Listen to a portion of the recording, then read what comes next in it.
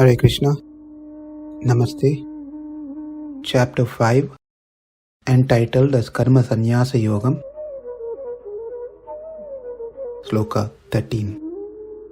Sarva-karmāṇi manasā sannyasyāste sukhaṁ vaśī nava-dvāre dehī naiva kurvan kārayan. In the previous slokas, it was said that the senses are the doers, not the Atma, the self. Then in that, we saw there's a problem. It could be that what in case if the senses doesn't function, one is blind or deaf, so forth. In that case, we cannot defer the doership to eyes, ears, etc. So in the next following sloka, we saw that it is better to say the body as the doer than the senses, because the senses may not function in some cases. Now, a question might come that yes, the body may be the doer, but the Atma is being situated in the body, makes the body to do certain action. That is, it is clear the body and Atma are two separate entities, but it's the Atma who is situated within the body, executes commands to the body to do actions. And that argument is being refuted in this sloka, that it is not the Atma cause the body or senses to do the action. It is the body which does action due to the previous vasanas and karmas. Let's see the word by word meaning here. Dehī, the embodied soul. Vaśī, one who is self-controlled, not giving any room to any attachment. Manasā, by the mind that is being clear in his mind that he is not the doer. He doesn't inherit the doership of the body. Sarva-karmāṇi, activities that are performed with his indriyas.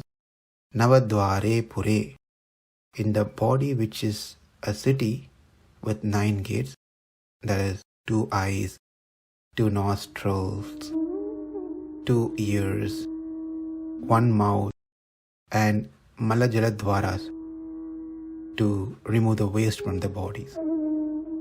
Sannyasya, giving up. Naiva kurvan, without himself doing anything at all. Kārayan, not at all inducing the body to do. Sukhaṁ, in happiness. Aste, remains. Sukhaṁ means is experiencing the self without any sorrow that's coming out due to attachment. The translation is, when the embodied living being controls his nature and mentally renounces all actions, he resides happily in the city of 9 gate, that's a material body, neither working nor causing work to be done. Few points to consider in this sloka are: number 1, this verse expresses more clearly what has been expressed in the previous verse. In the earlier verse, it was stated that all our actions are only because of association with the indriyas in the body. This verse clarifies that we engage in activities only because of association with the body, which is a seating place for all the senses, indriyas. And number 2, the discriminating wisdom is very important and essential. That is, all our activities are caused by association with the body, which in turn due to our karmas. This has to be imprinted deeply into our manas, mind. To the pure self, the doership is being imposed on it only by its association with the body, not otherwise. So these are two important key points to remember from this sloka.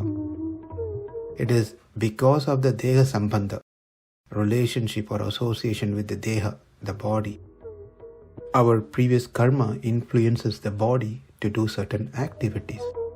So this person differentiates the body and atma and be detached. And this is a proper discriminating wisdom that he has. Dukkham or suffering comes when one identifies with the body. Sukhaṁ comes when one becomes detached from the body.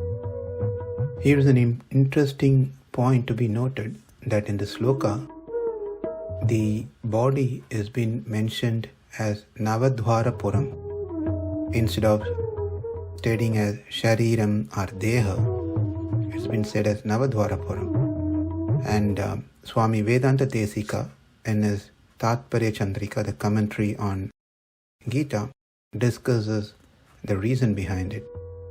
Number one, that by stating nava-dvāre pura, it's clear it has avayava, meaning it has limbs, parts like eyes, ears, nose, etc. Which means it can be destructible. If there were no parts, then it is not easy to destroy. As whole, it will be destroyed. Or as individual, they may become useless, these parts. But whereas the Atma has no parts, like the body has, therefore it is not easy to destroy, or it can never be destroyed. Atma can never be destroyed. Number two, since this body has 9 gates, the enemies can enter through any of these gates. There could be multiple enemies can enter through various gates. Or even if one enemy enters, then gradually the other gates can be occupied or attacked. Whereas Atma doesn't have any gates. Therefore, no one can enter the Atma to attack. Body is like a bag with 9 holes, like a polythene bag which has holes in it. If we let the enemies through any of these holes, the senses, that means we lost ourselves, the Atma, to the senses. The Atma becomes the slave of the sense. It's been compromised. Therefore, it's important to protect these holes carefully. Number 3 is to be noted that since it has 9 gates, it must be a bigger place, and hence it requires high maintenance. If you have a house with just one entrance, it is easy to maintain compared to the house that has many doors, many entrances. Whereas the Atma doesn't have any gates, which means it's easy to maintain. Number 4, Deha, the body, depends on action, whereas Atma is independent from action. Therefore, Atma can be easily saved compared to the body, which constantly get engaged in various types of action. Now, the body is nothing but a manasā, a flesh. It's like a wall. And the bones are supporting pillars to this wall. The skin are the covering over the wall and the supporting pillars. That is the flesh and bones. And this whole thing is made with 9 doors. And this is very nicely explained in Bhagavatam in the story of Puranjana.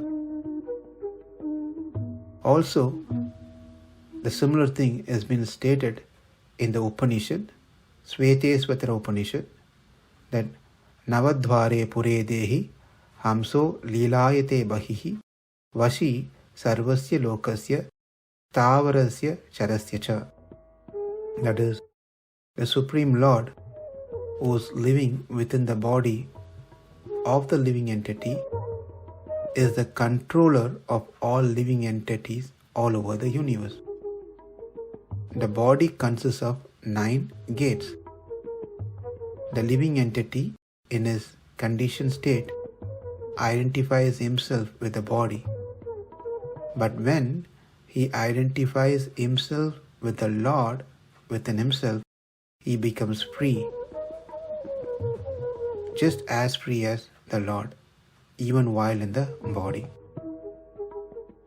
Sarva-karmāṇi manasā sannyasyāste sukhaṁ vaśī nava-dvāre pure dehī naiva kurvan kārayan. Namaste. Hare Krishna.